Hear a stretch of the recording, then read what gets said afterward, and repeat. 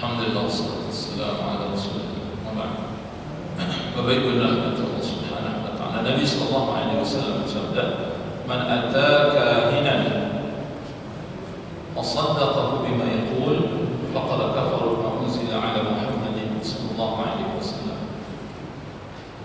Nabi sallallahu alaihi wasallam bersabda, barang siapa yang mendatangi dukun kemudian dia membenarkan apa yang dikatakan oleh dukun tersebut, maka sungguh dia telah kafir dengan apa yang dibawa oleh Nabi Muhammad SAW.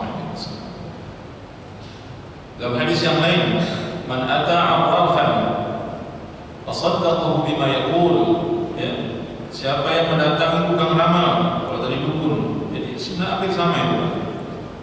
Fasalahu an syai' fasaddaqahu, dia bertanya tentang sesuatu kemudian sampai membenarkan juga, lam tuqbal lahu salatu 40 lailatan. Kata Nabi, tidak diterima oleh Allah salatnya selama 40 hari 40 malam. Ini kan bukan perkara main-main ya. Orang kita yang masih suka ke dukun, tukang ramal, terserah urusannya apa, untuk berobat, untuk mengetahui sesuatu, atau mungkin mencari barang yang hilang, atau untuk mendapatkan jodoh, atau mungkin untuk pengen segera dapat anak, atau rezeki, atau apalah namanya, datang ke dukun. Nabi pastikan maka orang ini telah kafir dengan apa yang dibawa oleh Nabi SAW, yang telah diturunkan kepada Nabi Muhammad SAW, atau ibadah salatnya tidak diterima oleh Allah selama 40 hari 40 malam. La ilaha illallah. Allahu akbar. Allahu akbar. Ya, mungkin ada pertanyaan Bapak Ibu, silakan. Ya, assalamualaikum warahmatullahi wabarakatuh. Tadi saya melewati hal yang dirasakan itu, sisi itu sihir memakan riba, mengatakan mereka biar lari dari medan perang. Syirik, sihir, membunuh, yang ketiga membunuh jiwa yang diharamkan, wa qatlul lati harram, wa qatlun nafs allati harrama Allah illa bil haqq. Yang ketiga membunuh seseorang yang jiwanya diharamkan oleh Allah Subhanahu wa taala. Yang keempat baru makan riba. Yang kelima makan harta yatim. Ya. Dan yang keenam lari dari medan perang, tawalli yaum az-zahf, sedang berkecamuk perang kemudian dia lari, berkhianat. Kemudian yang ketujuh menuduh wanita salehah, wanita baik-baik berbuat zina tanpa mendatangkan paparan saksi. Wallahu a'lam. Ya, kalau sekarang ini wanita hamil itu USG, ya. itu apakah termasuk dia masuk dalam perkara si dokter itu mengenai perkara yang lain, masuk dalam perkara yang lain? Ya. Apakah USG lah, USG. Jadi wanita hamil atau para istri yang hamil itu kan ada di bawah USG, pengen mengetahui ini jenis kelamin laki-laki atau perempuan gitu. Nah, kemudian kita buat USG itu, nanti dokter menjadikan alatnya sehingga dilihatlah di situ ternyata ini ketahuan jenis kelaminnya laki-laki perempuan. Apakah ini termasuk mengetahui perkara yang lain? Iya, masuk dalam kategori mengetahui perkara yang lain. Tetapi ini dengan ilmu pengetahuan. Dengan ilmu pengetahuan. Bapak Ibu rahmatullah subhanahu wa ta'ala. Sama seperti perakiraan cuaca. Jadi perakiraan cuaca itu termasuk perkara mengetahui perkara yang lain. Tapi apakah dibolehkan? Dibolehkan. Tidak ada masalah. Yang paling penting itu Pak, jangan meyakini 100% kebenaran. Itu saja sebenarnya. Jadi perakiraan cuaca itu kan berdasarkan ilmu. Tapi jangan 100% percaya, karena ilmu pasti itu hanya datang dari Allah. Jadi apakah ini tidak termasuk berbeda? Kalau dukun itu nggak ada ilmunya. Dukun itu ditolong oleh setan untuk mengetahui sesuatu yang gaib. Jadi Bapak Ibu rahmatullah, cara kerjanya itu nanti Imam Qayyim itu yang paling detail menjelaskan tentang hal itu. Jadi setan itu dari kalangan jin. Setan jahat itu dari kalangan jin.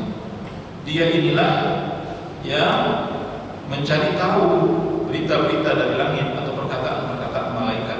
Ini yang diciplak oleh syaitan. Ini yang dikasih ke tukang sihir. Nah, tapi nanti tiba di tukang sihir itu, Bapak Ibu, oleh tukang sihir ditambah-tambahi, sehingga disebutkan di sini apa yang dia dapat dari setan itu ditambah-tambahi. Sudahlah setan itu berusaha kepadanya, yang syaitan tadi berusaha kepadanya. Kemudian tiba di tukang sihir ini atau dukun atau tukang ramal itu kedustaannya menjadi 100 kali lebih banyak dari itu. Bapak Ibu, makanya kalau kita lihat ayat Allah Subhanahu wa taala, hal unabbiukum ala man tanazzalu syayatin, tahukah kalian kepada siapa setan itu turun? Setan-setan itu turun kepada siapa? Kata Allah, tanazzalu ala kulli affakin athim. Setan-setan itu turun kepada orang yang suka berdusta dan orang-orang yang gemar berbuat dosa. Jadi setan-setan itu diturunkan oleh Allah itu kepada orang-orang yang gemar berdusta. Artinya di sini setan itu sendiri sudah berdusta kepadanya, tetapi kemudian dia lebih banyak lagi berdusta daripada syaitan itu. Bapak Ibu, jadi syaitan tukang ramal, dukun, sihir, tukang sihir, mereka tak punya ilmu kan sebenarnya. Jadi mereka ini penipu sebenarnya. Ilmunya dapat dari setan. Yang setan sendiri telah membohonginya, tapi dia mempercayai setan. Apa yang menjadi keinginan setan dilakukan olehnya. Jadi dia ini menjadi pembantu berkhidmat untuk setan. Nanti apa yang dia inginkan nanti diberikan oleh setan kepadanya. Baik. Nah, berbeda dengan apa yang dilakukan oleh dokter, itu kan dengan ilmu pengetahuan, dengan alat lagi bisa dilihat oleh mata kita. Oh, anak bapak, anak ibu berjenis kelamin laki-laki, anak ibu dia sudah perempuan. Meski ada juga keliru, sudah di USG laki-laki ternyata yang lahir perempuan. Itu ada pak kenyataan begitu. Makanya saya katakan ini jangan percaya seperti kita mempercayai kebenaran Al-Quran dan hadis Nabi, sama seperti perakilan cuaca. Jangan bapak ibu percaya 100%, boleh percaya boleh kagak. Katanya hari ini akan hujan, ini ternyata nggak hujan. Ya, akan terjadi angin kencang, dan ternyata nggak angin kencang. Ya, nggak ada kali ini buat cerah, ternyata hujan. Itu ilmu Allah, itu nggak ada yang mengalahkan, hanya Allah yang tahu. Jadi kalau yang begitu-begitu kita boleh percaya boleh tidak, karena sekali lagi ini berdasarkan sains, berdasarkan ilmu, bukan tebak-tebakan yang maksudnya. Allah a'lam bishawab.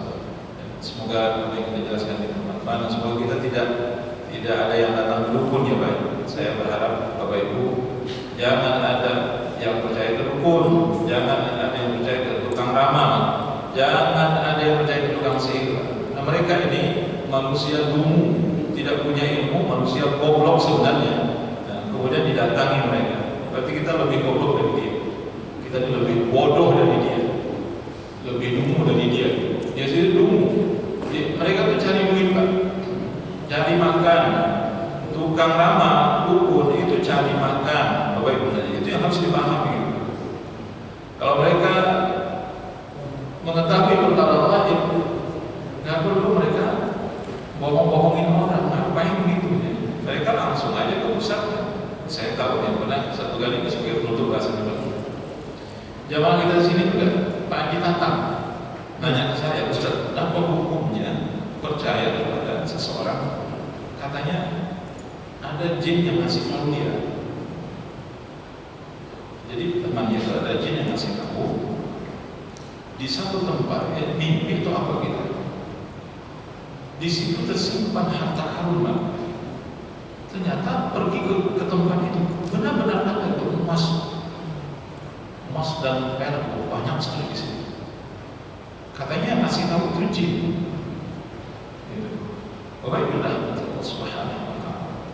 Nah, Allahu a'lam, itu agak aneh juga itu. Jangan-jangan nanti setelah kita pulang dari sana, ternyata yang kita bawa ternyata sebongkah batu. Kan bisa jadi begitu. Itu tipu daya setan sebenarnya. Kelihatan pada saat itu memang emas dan seperti emas. Tapi ketika kita karungin, kita bawa, tiba di rumah ternyata cuman sebongkah batu aja itu. Alhamdulillah, itu kerjaan setan, Bapak Ibu. Jadi jangan percaya dengan hal yang seperti itu.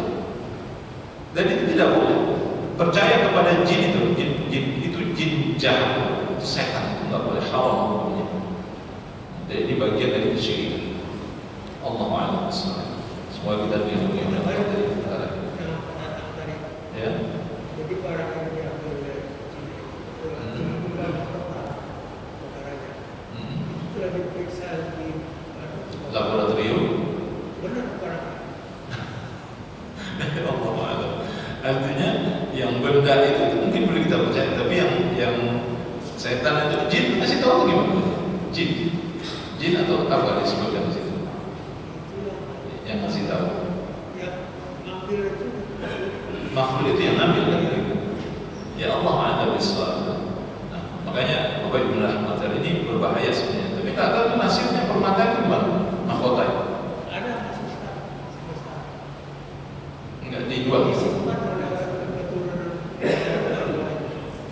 Oh, artinya kan nggak bisa dinikmati juga gitu. Iya kan? Kan tidak bisa dinikmati oleh kita kan berarti kan? Oh, iya persoalannya kita nggak bisa nikmati itu masalahnya.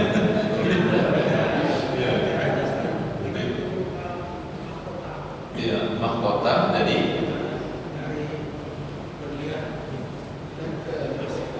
iya. Ya Allah. Ya mudah-mudahan kita dijauhkan dari berteman yang begini Pak gitu. Khawatir nanti kita menghayal jadinya gitu kan. Gitu. Jadi Pak Pungku merindukan bulan apa namanya keinginan hati memeluk gunung apa daya tangan tak sampai. Ya. Nah, jangan-jangan menjadi orang jadi menghayal ada kerjaan kita gitu Pak. Ya kan. Alhamdulillah dari kita. Ya. Ya kalau dulu kan togel Pak. Podcast Pak itu di zaman kita zaman itu dulu podcast ya. Saya tetangga saya tuh beli podcast nomor berapa nah itu laku banget itu dukun tukang ramal